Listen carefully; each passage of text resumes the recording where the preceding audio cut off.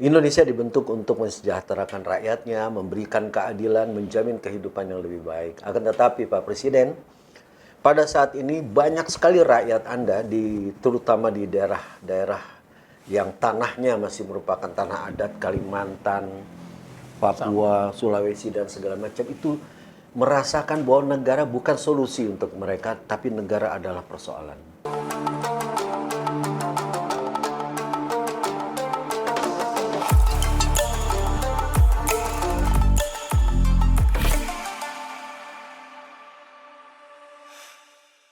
Assalamualaikum warahmatullahi wabarakatuh. Pak Presiden, Nugroho Yudo, Dede Supriyanto, Haris Jauhari. Kami selalu mengulang-ulang memperkenalkan diri kami agar Bapak selalu ingat pada kami. Penting sekali mengingat kami karena kami menyampaikan hal-hal yang menurut kami penting. Mudah-mudahan juga menurut Bapak sama pentingnya dengan menurut kami. Dan kali ini kami ingin menyampaikan kepada Bapak bahwa masyarakat kita sejak kita ada, bahkan mungkin bukan hanya masyarakat kita, ya kalau kita agak jauh ke zaman Montevideo ketika negara katakanlah dimulai dicatatkan sebagai bagian dari negara modern, atau kita mau lebih jauh lagi ke Mesir sekitar 3.100 tahun sebelum Masehi di zaman Raja Ramses. Mengapa orang mendirikan negara? Jauh bener kan? Itu kan Bapak. Ya, karena Presiden tuh kutu buku, Ji. Dia membaca buku dan segala macam, dan gua kan harus kelihatan juga membaca, ya kan, jadi jauh-jauh lah ya. Negara diciptakan awalnya tentu saja untuk kekuasaan, selanjutnya setelah Montevideo orang berpikir bahwa negara diadakan untuk memberikan atau menjamin solusi bagi kehidupan yang lebih baik. Itu juga yang menjadi dasar Indonesia dibentuk. Indonesia dibentuk untuk mensejahterakan rakyatnya, memberikan keadilan, menjamin kehidupan yang lebih baik. Akan tetapi Pak Presiden, pada saat ini banyak sekali rakyat Anda, terutama di daerah-daerah yang tanahnya masih merupakan tanah adat, Kalimantan, Papua, Sulawesi, dan segala macam, itu merasakan bahwa negara bukan solusi untuk mereka, tapi negara adalah persoalan. Negara adalah masalah dari mereka. Masalah bagi mereka, bukan solusi. Ini kan Pak Presiden harus memberikan perhatian karena sudah begitu banyak orang tertindas bukan oleh negara pada dasarnya, tapi oleh perusahaan yang di-backing oleh aparat, polisi, TNI, dan segala macam, sehingga kehadiran aparat-aparat itu menunjukkan negara menjadi masalah bagi mereka. Ini panjang sekali, Ji. Yang terakhir itu kan apa yang terjadi di Maumere.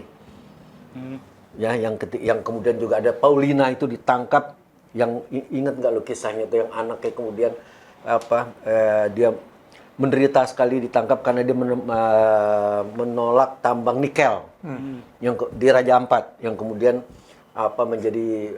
memang dia kemudian dilepaskan. Tapi ada korban-korban lain, ada di Sumatera Utara itu ada satu perempuan di Labuan Ratu, itu juga ditangkap, bahkan dihukum kalau nggak salah 5 bulan 21 hari. Karena dia menolak. Nah ini, dia protes menolak perusahaan sawit. Awalnya Jokowi, ini masih zaman Jokowi mengatakan kepada masyarakat bahwa di tempat itu akan digunakan, itu tanah adat tuh, hutan lindung lah semacam itu, akan digunakan untuk membangun perumahan. Oke, masyarakat setuju kalau untuk membangun perumahan, senang sekali. Kejadian belakangan ternyata untuk perusahaan sawit. Maka perempuan ini menolak, menentang. Ini memang kejadiannya sekitar 2024. Dan ditangkap, kemudian diputuskan bahwa dia bersalah dengan hukuman 5 bulan, siapa namanya ya, 5 bulan 21 hari. Itu hanya beda katanya 9 hari lah dengan tuntutan jaksa gitu ya. Kan gila bener gitu. Jadi maksud gue, bagi mereka ini negara adalah masalah. Tina Rambe, mungkin lo ingat namanya Tina Rambe.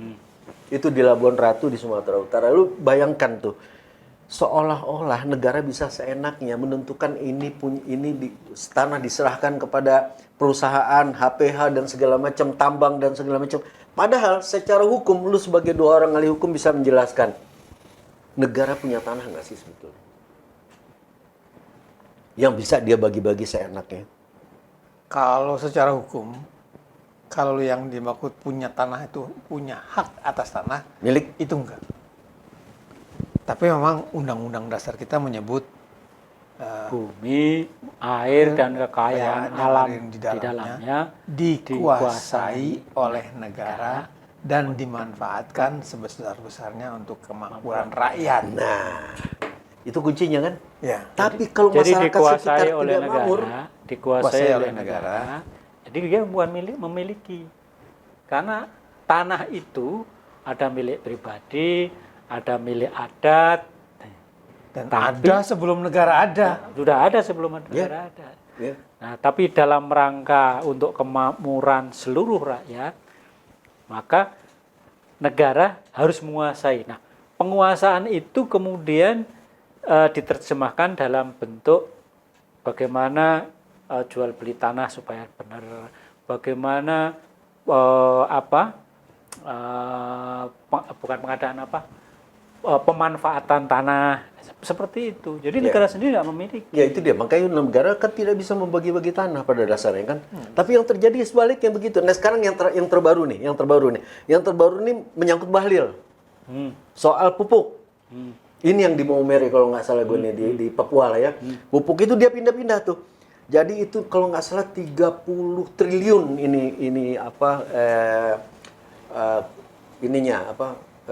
modalnya untuk membangun pabrik pupuk itu kan pindah ke Papua, itu dia pindahkan ke satu tempat yang berbeda, sekarang pindah lagi, dan ini kan yang jadi masalah nih. Orang-orang di sana protes.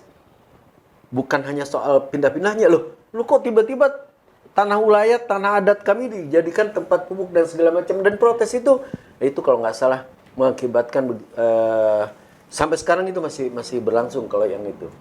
Ya kalau di luar Jawa ya, terutama Sumatera, Kalimantan dan Papua, itu kan memang yang sering jadi korban kan tanah adat. Karena tanah adat ini belum dilindungi oleh undang-undang. Meskipun undang-undang dasar sudah menyebut. Meskipun undang-undang agraria juga sudah menyebut. Cuma kan perlu undang-undang yang lebih teknis. Nah, sampai sekarang ini nggak dibikin. Dan kenapa nggak dibikin?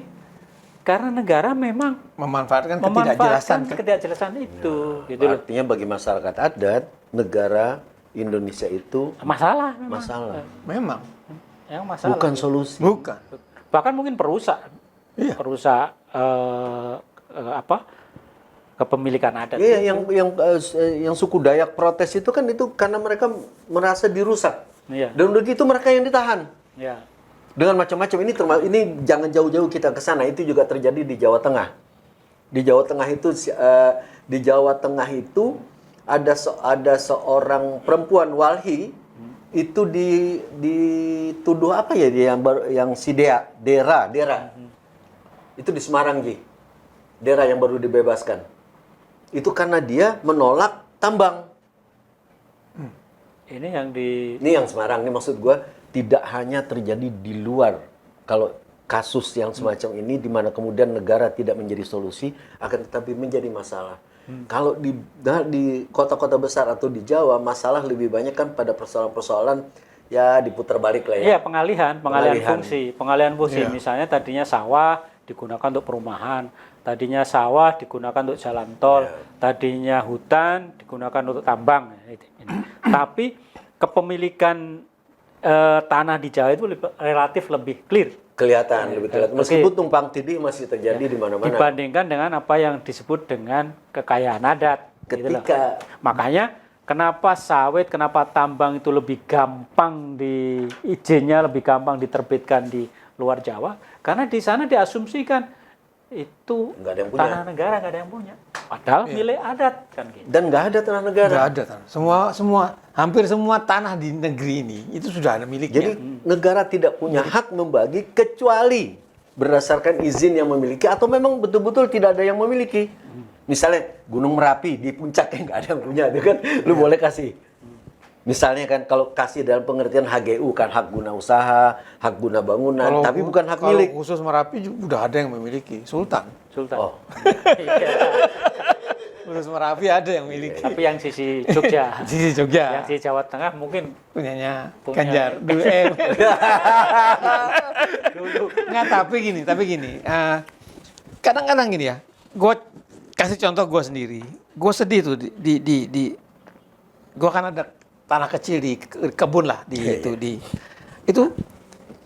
itu jarak 1 kilo ke kiri ke kanan tuh udah dimiliki semua. Semuanya nggak ada tanah yang tidak ada, yang nggak ada tanah adat, tanah desa udah nggak ada. Semuanya milik dan miliknya orang Jakarta atau orang-orang besar. Tapi sampai hari ini nggak ada satupun di antara mereka yang menggarapnya, dibiarkan begitu aja. Gue tuh sebenarnya Dibiarkan menjadi hutan. Oh itu malah nggak masalah dong. enggak. Semak-semak aja. Semak-semak aja, bukan hutan. Karena Kalau emang ditanami berbagai macam pohon, bagus. Itu sebetulnya tanah di daerah produktif. iya, gua Yang tata ruangnya iya, gua sedih. Tanah itu memang oleh penduduk dijual. Gitu loh. kepada orang kota. Jadi kan lo bilang ya salah lu sendiri lu jual. Abis itu sekarang nggak punya tanah gitu kan. Sekarang penduduk nggak punya tanah. Tanahnya udah dimiliki orang-orang Jakarta. Tapi nggak ada satupun yang memanfaat. Jadi orang desa juga nggak dapat manfaat apa-apa. Gua lihat keliling itu semuanya nggak diapa-apain. Gua merindukan kehadiran negara. Ya, yang kayak gini nih harusnya tegur dong pemilik-pemilik itu. Kalau emang nggak dimanfaatkan, diambil. Entah mau diapain lah gitu, tapi dimanfaatkan karena tanah itu. Nusron sudah pernah ngomong itu, tapi belum ada pelaksanaan bahwa semua tanah yang dibiarkan terbengkalai akan diurus oleh. Nggak usah jauh-jauh kok di Jalan Gatot Subroto, di Jalan Rasuna Said sini kan banyak itu tanah kosong yang bertahun-tahun nggak diapa-apain. Ya itu mungkin sengketa dan Itu segala macam. sampai ke desa, sampai ke kaki gunung itu hampir seluruh tanah di Jakarta tuh udah ada hak miliknya. Ya, itu dan bukan warga desa. Katakanlah itu tanah sengketa, tanah terbengkalai. Tapi yang terjadi di wilayah kayak Kalimantan dan Papua itu bukan terbengkalai atau Tapi direbut haknya. tapi justru haknya direbut. Jadi haknya itu hak adat. Itu kan diakui. Iya, iya. Oleh undang-undang ada undang-undang dasar diakui oleh Undang-undang dasar, kemudian undang-undang agraria. Ya, itu mengakui adanya hak adat. Dan hak adat itu real sih. Nah, Iya, gue pernah soalnya. disebut hak ulayat. Ya, gue pernah soalnya naik perahu sama di Papua sana. Sama siapa yang nggak usah dibilang Papua. Sama orang Papua lah kan. sama orang Sumatera Barat kan nggak mungkin ya, orang Papua. Ya, aja. Terus kita nangkep ikan ya. Sampai satu titik berhenti, balik. Kita sampai sini aja Pak, kita kembali lagi ke arah sana. Gue bilang, kan masih panjang. Ini bukan tanah kita lagi. Ini wilayah orang lain. Mana batasnya? Pohon itu. Dia sebut pohon. Kalau pohonnya tumbang gimana? Mereka tahu, mereka punya batas gitu loh. Jadi adat itu menghargai. Real itu, yang namanya tanah adat itu real. Kalau tiba-tiba diambil negara, kan gila. Kecuali emang tanah adat itu konsep ya, yang konsep yang gak jelas itu. Gunung gak ada yang miliki, gak ada satupun orang yang miliki, itu lain. Ini hutan aja jelas kok, efektif itu. Jadi kelihatannya negara ini secara administratif kemudian ini tanah orang nggak punya surat. Lalu dia bikinin surat untuk perusahaan, maka jadilah itu surat. Iya, ya itu jadi konyol sekali kan. Makanya orang melihat bahwa bagaimana mereka ini melihat negara ini adalah masalah untuk mereka. Karena masalahnya negara bisa kasih surat, mereka nggak punya surat. Beberapa tahun yang lalu gue pernah punya kopi surat, apa namanya? Sertifikat. Bukan, penunjukan itu loh. Kalau tambang itu loh, apa namanya? Suratnya apa tuh? Yup. Nah, izin usaha pertambangan. Di Samarinda ada hampir seluruh kota Samarinda itu tambang punya, termasuk kantor wali kota. Itu semua ternyata dihaki oleh ada yang perusahaan Australia, ada yang apa. Ya, jadi maksudnya begini. Yang dijual sama negara, yang pejabat itu peta sih. Dia nggak peduli di peta itu ada kota, apalagi desa. Itu ibu Samarinda kan ibu kotanya Kalimantan Timur. Ya. Itu kota Samarinda. Ternyata itu punyanya tambang. Perusahaan tambang soalnya. Perusahaan tambang. Jadi kalau Anda ingin menegakkan hukum Pak Presiden, mulailah dari menertibkan pemerintah. Dari pelanggaran hukum. Karena itu sebetulnya pemerintah melakukan pelanggaran hukum terstruktur, masif, dan apalagi Sistematis. Iya kan?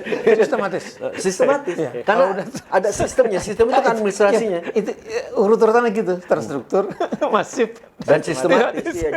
Jadi Pak Presiden, Anda berkali-kali mengatakan bahwa Anda ingin menegakkan hukum, bahwa Anda patuh di atas hukum, bahwa segalanya harus berdasarkan hukum, dan Anda adalah orang yang demokrasi, yang ingin menjadikan negeri ini negeri yang demokratis. Jangan mulai dari mana-mana Pak Presiden.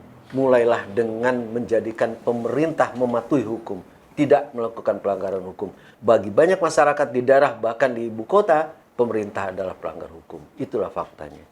Lu setuju dengan itu? Setuju. Kalau begitu sampai di sini Pak Presiden. Terima kasih atas perhatian Anda. Semoga bermanfaat. Wabillahi taufiq wal hidayah. Wassalamualaikum warahmatullahi wabarakatuh. Waalaikumsalam.